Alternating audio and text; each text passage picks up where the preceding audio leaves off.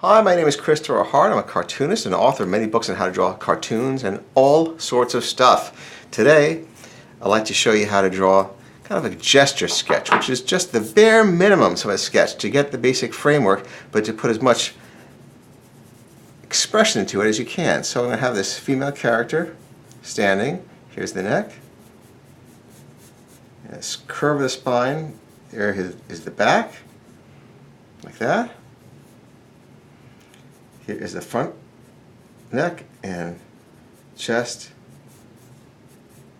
So we're just sketching without defining anything. Here's the buttocks and the knee.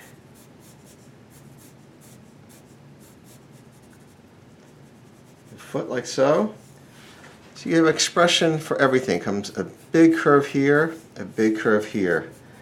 And that kind of gives you a feeling, an expression of a flow. I'm going to bring the stomach out a little further this way. I'll bring the chest a little further down. Here's the knee. And bring it out also.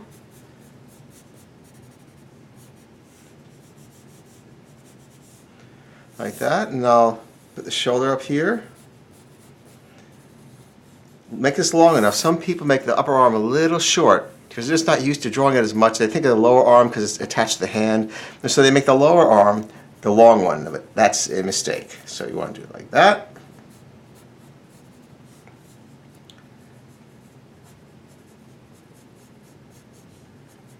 I'll make this a little wider.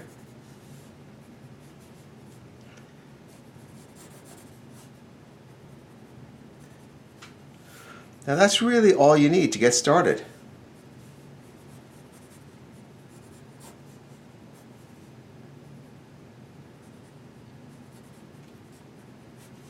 So that's some ideas on how to do a gesture sketch, just to start your framework before you draw the whole thing delicately. Just get a basic framework. And I will see you next time. Please subscribe. Bye-bye.